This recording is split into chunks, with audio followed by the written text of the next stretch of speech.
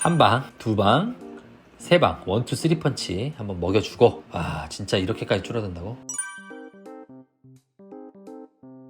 안녕하세요, 사마리안입니다. 오늘도 보조금 얘기를 드려야 할 것 같습니다. 같은 주제로 3연방 한 적은 없었던 것 같은데 이게 파면 팔수록 양파처럼 계속 나오니까 저도 미치겠습니다. 자, 대한민국 네티즌분들 정말 위대해요. 댓글로 많은 의견들 주셨는데요, 제가 놓쳤던 부분도 잡아주셨고 또 몰랐던 정보들도 많이 제보를 해주셔서 저한테 굉장히 도움이 많이 됐고요. 또 전기차 보조금 세부 시행안이 나왔기 때문에 이 확인되지 않았던 부분도 어느 정도 추가로 확인이 돼서 그 부분을 반영해서 좀 더 상세하게 보조금 예상을 해드려야 될 것 같아요. 자, 결론부터 말씀드리면 또 충격적인 결과가 나왔습니다. 이번 보조금 개편안은요, 이게 진짜 이 수능 문제로 나와도 정답 맞추는 사람이 거의 없을 것 같아요. 수리 영역 문제로 출시가 된다면 이건 진짜 난이도 최상급 문제일 겁니다. 정책은 심플해야 된다고 생각을 하는데 이거 풀 때마다 답이 바뀌어. 너무한 거 아닙니까? 자, 시간이 가니까 본론으로 바로 들어가 볼게요. 자, 환경부의 전기차 보조금 정책 발표 이후에 전기차 시장이 요동치고 있죠. 여기저기서 갑론을박이 굉장히 뜨거운 것 같습니다, 요즘에. 자, 제가 보조금 정책 발표 첫날부터 계속해서 영상을 올려드리고 있는데요, 좀 더 확인된 내용들이 있어요. 그래서 오늘은 그 내용들을 바탕으로 조금 더 정확한 보조금 계산을 해볼 거고요. 오늘은 모델3 그리고 트림별로 보조금 예상액 비교는 물론이고요, 또 현대 기아 차량도 한번 비교를 해보겠습니다. 자, 보조금 업무 처리 지침 세부안을 제가 입수를 해서 어제보다 좀 더 자세한 보조금 계산이 가능할 것 같고요. 또 그 근거까지도 알려드릴 수 있을 것 같아요. 자, 저도 어제 계산기를 만들어서 돌려보고 야, 정말 이게 맞나? 제 눈을 의심할 정도라서 수차례 검증도 해보고 했었거든요. 어제 올려드린 영상에서 확인하셨듯이 정말 충격적인 결과가 나왔었죠. 오늘 내용도 정말 충격적입니다. 이 까면 깔수록 깜짝 놀라실 거예요. 저도 그러고 있으니까요. 오늘 영상은 테슬라 보조금 계산 심화편이라고 보시면 될 것 같아요. 전기차 보조금 변경안의 기본 내용은 오늘 영상에서 다루지 않을 겁니다. 그러니까 역시 관련 영상은 제가 올려드렸던 지난 영상 시청하시고 오시면 좋을 것 같아요. 자, 우측 상단에 제가 그건 링크 남겨놓도록 하겠습니다. 자, 본론으로 바로 들어가겠습니다. 자, 제가 여기 이렇게 24년 전기차 보조금 계산기를 좀 다시 한번 만들어 봤습니다. 이번에 발표된 환경부 전기차 보조금 정책 세부 시행안이 나왔는데 거의 30페이지짜리예요. 그래서 그 내용 중에서 저희가 계산에 필요한 내용들만 따로 제가 발췌를 해서 이렇게 정리를 좀 해놨습니다. 그래서 나중에 요 내용들 좀 보면서 간략한 부분들 설명을 드릴게요. 자, 보조금 예상 계산기 한번 돌려보겠습니다. 자, 보시면 역시나 어제 한번 보셨을 텐데 항목이 굉장히 많습니다. 굉장히 복잡합니다. 하나씩 뜯어보면서 한번 볼게요. 일단 여러분들 궁금해하시는 모델3 RWD 모델의 전기차 보조금 예상액을 한번 계산을 해보겠습니다. 일단 계산식을 좀 보셔야 될 것 같아요. 자, 성능 보조금에다가 배터리 안전 보조금을 더하고 여기에 배터리 효율 개수, 배터리 환경 개수, 사후 관리 개수 이렇게 곱해주는 거예요. 한 번, 두 번, 세 번 곱해주는 겁니다. 수식이 세 번 죽이는 거예요. 자, 그리고 나서 목표 이행금 더해주고요, 충전 인프라 보조금 더해주고, 그 다음에 혁신 기술 보조금을 더해줍니다. 그리고 이렇게 계산된 총액에 보시면 가격개수라는 건 전기차 지급 기준, 그러니까 차량 가격이죠. 5,500만원 이상인 경우 50%, 그리고 5,500만원 이하라면 100%를 지급을 합니다. 자, 성능 보조금 내용을 한번 살펴보겠습니다. 자, 성능 보조금은 일단 중형 이상, 테슬라는 중형 이상에 들어가 400만원을 초과할 수가 없습니다. 근데 이게 자세히 좀 뜯어보니까 두 개로 나눠져 있어요. 하나는 연비 보조금 이라는 게 하나 있고요.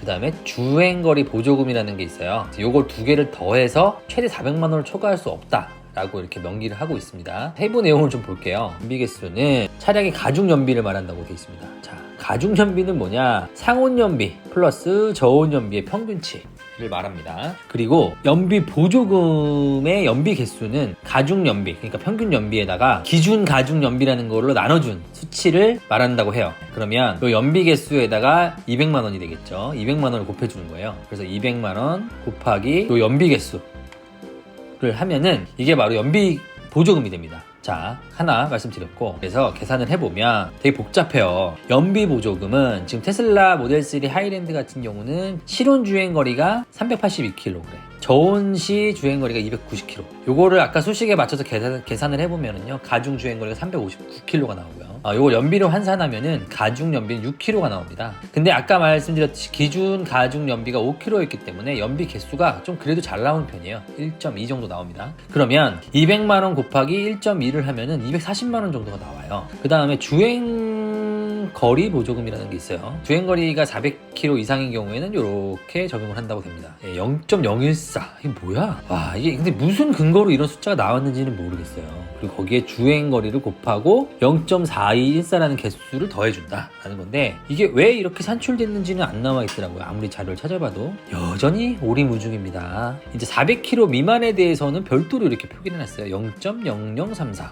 소수점 5자리. 그 다음에 주행거리를 곱해주고 여기에는 또 빼요. 뭔가 마이너스 요인을 주겠다. 제가 요거를 또 계산을 해봤어. 168만 4천원이 나옵니다. 합친 금액이 400만원을 초과할 수 없다 라고 나와 있는 걸로 봐서는 요 내용 그대로만 적용한다고 하면 요 합산 금액으로 보면 될 것 같거든요. 희망회로를 돌려본다고 하면 의외로 요 부분에서 모델 3 하이랜드 RWD도 저는 좀 차감이 될 거라고 봤는데, 잘하면은 보조금이 안 깎일 수도 있겠다. 자, 그 다음에 두 번째로 볼 게 배터리 안전 보조금이에요. 요것도 저는 지금 제가 타고 있는 테슬라 모델 3, 모델 Y는 OBD가 없어서 저는 당연히 요거는 적용이 안 된다라고 생각을 했는데, 또 우리 네티즌 분들이 말씀을 해주셨어요. OBD가 달려서 나올 거다, 하이랜드에는. 그래서 요거는 어쩌면 받을 수도 있고 못 받을 수도 있겠죠. 받을 수 있다 라고 한번 계산해 볼게요. 그리고 배터리 효율 개수, 그 다음 환경 개수, 사후 관리 개수를 이제 곱해줘야 되는데, 제가 이것도 어저께 좀 빼먹었어. 자, 볼게요, 하나씩. 자, 배터리 효율 개수는 이렇게 5개 등급으로 나뉘고 각각 등급별로 10%씩 차감이 됩니다. 저는 여기에 해당되지 않을까 싶어요. LFP 배터리가 400W 정도로 전 알고 있거든요. 여기 정도 해당이 될 것 같다.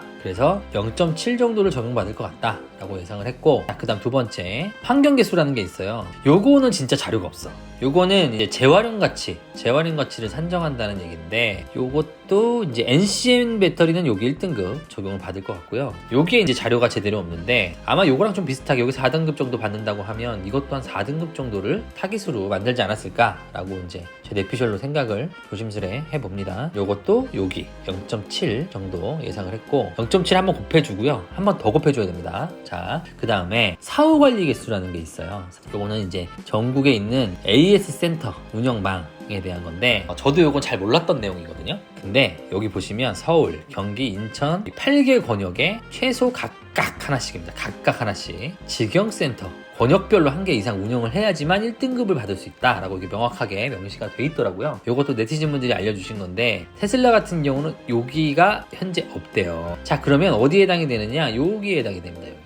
이걸 내가 어제 몰랐는데 오늘 또 알려주셔가지고 알았어요. 자, 보세요. 성능 보조금 400만원에 배터리 안전 보조금 OBD가 하이랜드엔 달려있을 수 있으니 받을 수도 있다. 그래서 20만원 넣고 여기에 배터리 효율 개수 0.7, 배터리 환경 개수 0.7 두 번 곱해주고요. 그 다음에 사후관리 개수를 또 한 번 곱해줘야 돼요. 한 방, 두 방, 3방, 1, 2, 3 펀치 한번 먹여주고, 보금 목표 이행 보증금이라는 게 있는데, 요거는 일단 테슬라 해당이 안 돼요. 빵이고요. 충전 인프라 보조금, 요거는 전 당연히 받을 수 있을 거라고 생각을 했는데, 요것도 좀 말이 많더라고요. 자, 왜 그러냐? 3년 내에 급속 충전기를 100기 이상 하면 20만원, 200기 이상 설치한 경우에는 40만원이에요. 그냥 단순하게 생각해보면 테슬라 슈퍼차저가 전국에 엄청 많이 깔려있거든요. 그래서 저는 당연히 받을 거라고 생각했는데, 여기서 어떤 부분을 지적을 해주셨냐면, 요거 표준 급속 충전기, 요 표준이라는 거에 해당되지 않을 수 있다라고 말씀을 해주시더라고요. 요것도 뭐 확정적인 내용은 아닌데 꽤 일리 있는 내용인 것 같아서 요것도 한번 감안을 해야 될 것 같아요. 자, 일단은 맥스7을 한번 뽑아볼 거기 때문에 요건 일단 한번 받는다 라는 걸로 한번 체크를 해볼게요. 혁신기술 보조금 V2L 유무인데 요거는 없죠. 요거는 빵. 그 다음에 사후 보증 지원금, 요거는 10년에 50만 킬로 보증이에요. 보증. 저는 이건 당연히 없다고 생각했는데 있더라고. 이것도 네티즌분께서 알려주셨어요. 와, 대단해. 자, 배터리 보증 수리 기간이 10년에 50만 킬로 이상 인 차량에 대해서는 30만 원을 지급하겠다, 이 내용이 있었는데, 저는 미처 이런 차량이 진짜 있어? 해가지고 저는 없다고 생각했어요. 근데 있더라고. 쌍용 KG 모빌리티의 토레스 EV 차량이 해당이 됩니다. 30만 원을 받는 차가 있더라고. 저는 없는 줄 알았어요. 알려주신 분 정말 감사드리고요. RWD는 여기 해당이 안 되기 때문에 빼겠습니다. 그리고 마지막에 이제 곱해줘야 되는 게 가격 개수예요. 5,500만 원이 안 넘으면 100%, 넘으면 이제 50%가 지급이 됩니다. 이렇게 계산했을 때, 요거는 이제 희망회로를 최대한 돌렸을 때 국고보조금이 225만 원 이렇게 나오네요. 자, 그리고 경기도 기준으로 요거 23년 기준입니다. 300만 원 작년 기준을 적용해 봤을 때 이 국고보조금의 RWD 하이랜드의 지급률이 34.6%가 나옵니다.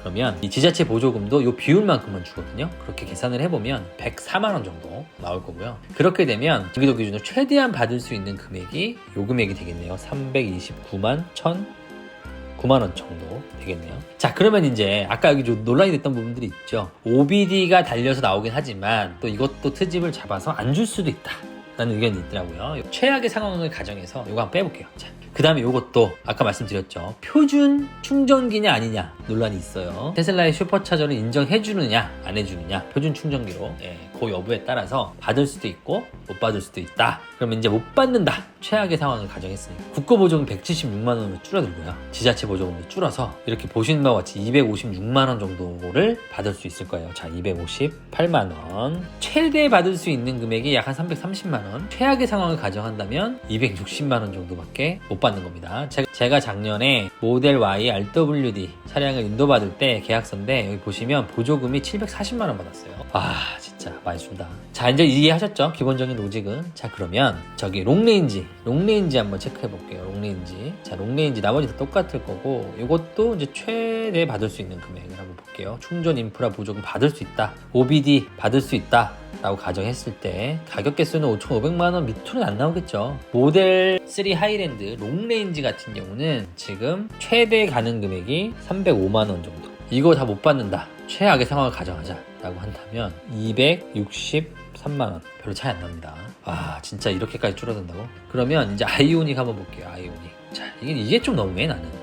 아이오닉은 OBD 있죠. 1등급 다 받을 거고요. 자, 목표 유행 보조금 다 받고 충전 인프라 보조금 받고요. 저는 이걸 보면서 좀 웃긴 게 뭐냐면, 야, 어떻게 이렇게 어려운 문제를 냈는데 마치 어떤 회사의 어떤 차량은 마치 정답지가 유출된 것처럼 어떻게 이럴 수가 있나 싶어요. 보시면 만점이에요, 만점. 만점 받으면 950만 원 다 받습니다. 그래서 요거를 오늘은 조금 더 이렇게 보기 좋게 제가 비교를 한번 해놨습니다. 모델 3 RWD 하이랜드입니다. 일단은 여러 가지 가정을 해봐야 되는데 저는 5,500만 원 미만으로 출시가 될 거다라고 생각이 들어요. 왜 그러냐면 5,500만 원 이상으로 출시가 되면 여기 보시는 것처럼 보조금이 형편없이 떨어집니다. 롱레인지나 퍼포먼스에 비교해서도 사실 메리트가 전혀 없어요. 이 차를 살 이유가 없다.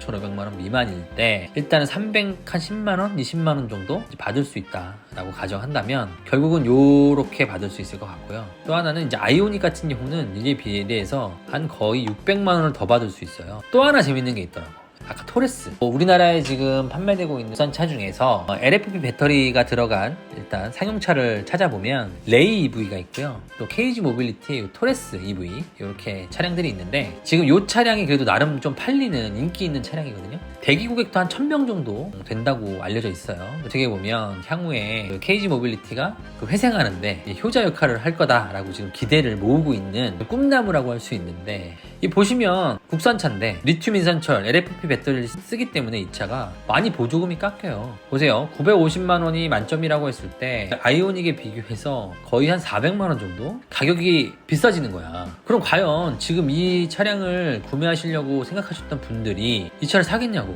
안 살 것 같거든요. 그리고 이 차량가가 좀 싸요. 그래서 되게 합리적이고 가성비 높은 차로 인기가 많은데 이렇게 되면은 이 차는 완전 죽는 거예요. 아니, 테슬라 죽이기라며. 근데 이 엄한 우리 중견기업들이 죽어나가는 거예요. 얘 살리려고. 저는 아무리 생각을 해봐도 조금 납득이 가질 않아요. 일단 총평을 드려볼게요. 안 그래도 지금 온라인에서 아주 난리가 났어요. 한쪽의 의견은 대한민국 세금인데 당연히 대한민국 산업을 위해서 써야지 하시는 분들이 있는 것 같아요. 얼핏 들으면 그 말이 당연하게 느껴지긴 합니다. 또 다른 한쪽에서는 시장이 공정해야지, 또 이렇게 보면은 결국에 특정 기업 몰아주기 아니냐, 또 소비자의 그 권익은 무시하는 거냐, 뭐 이런 얘기들이 또 나오는 것 같아요. 사실 이 말도 맞아요. 기업이 잘 돼야 우리 모두 잘 살게 된다. 이른바 예전 7, 80년대 낙수효과 효과를 기대하는 거겠죠. 보세요. 이 토레스 같은 것들 보시면 글쎄 딱히 그것도 아닌 것 같단 말이에요. 국내 산업 전체가 수혜를 보는 것도 아니고 이거 마치 정답지가 유출된 것처럼 이 특정 기업만 콕 집어서 만점을 받는 게 맞나 싶어요. 사실 현기차 말고도 이 전기차로 이 판로를 개척하려는 그 KG 모빌리티나 레이 EV를 생산하는 동이모터 같은 회사들,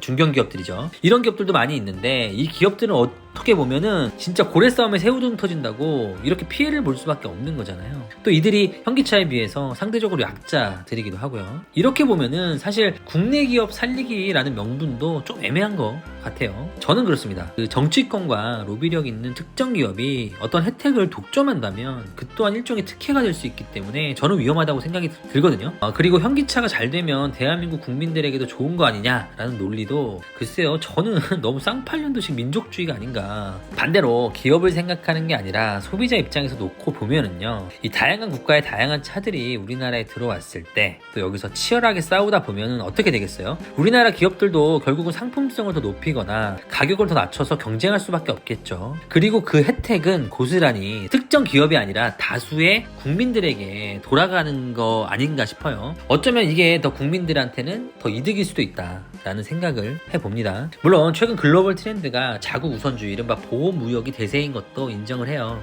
또 이런 말씀들도 하시겠죠. 뭐 아니 그러면 외국 기업들이 막 들어와서 맘 놓고 장사하고 그래서 국내 기업들이 힘들어지면 우리한테 좋을 게 뭐냐? 근데요, 조금만 더 생각을 해보시면 이게 과연 좋기만 한 일일까 싶기도 합니다. 뭐 현대기아차라고 하면 사실 글로벌 기업이잖아요. 내수 기업이 아니야. 그리고 국내에서 파는 차보다 현재 해외에서 파는 차가 훨씬 많아요. 미국을 포함한 북미에서만 연 200만 대를 팔고 있습니다. 국내보다 훨씬 많이 파는 숫자거든요. 결국 국내 중소기업들 다 죽이고 그것도 가장 큰 수출국인 미국의 심기를 건드려서 글쎄요, 과연 득이 많을까 실이 많을까, 이것도 한번 곰곰이 따져보고 결정한 정책인가. 자, 마지막으로 전기차 보조금이란 정책을 운영하는 근본적 취지에 대해서도 좀 고민해 봤어야 하지 않나 라고 묻고 싶어요. 원래 보조금이라는 게 그렇잖아요. 전기차 인프라를 확대하는 게 근본적 목적일 텐데 이 정부도 전기차 보급을 늘리는 게 목적이라고 주구장창 떠들기도 하잖아요. 근데 요즘처럼 전기차 인기가 시들해진 시점에 소비자의 선택권을 박탈하는 제도를 내놓는다? 참, 혜택을 대폭 축소해서 이게 과연 남는 게 뭔가라는 생각도 한번 해봅니다. 참 너무 답답하고 화가 나서 또 오늘도 주저리 길게 떠들었습니다. 아무리 생각해봐도요, 이번 정책 발표는 좀 아쉬운 부분들이 많이 있는 것 같다라는 생각을 해봅니다. 오늘 영상은 이 정도에서 마무리하고요. 이제 남은 관심사는 테슬라가 어떻게 반격의 카드를 들고 나오냐가 아닐까 싶어요. 당분간 전기차 관련 소식들을 계속 업데이트 해드려야 될 것 같아요. 자, 구매 가이드도 최신으로 업데이트 해드릴 예정이니까 구독, 알람 설정 하셔서 최신 소식 놓치지 않으시면 좋을 것 같고요. 다음 영상으로 다시 돌아오겠습니다. 감사합니다.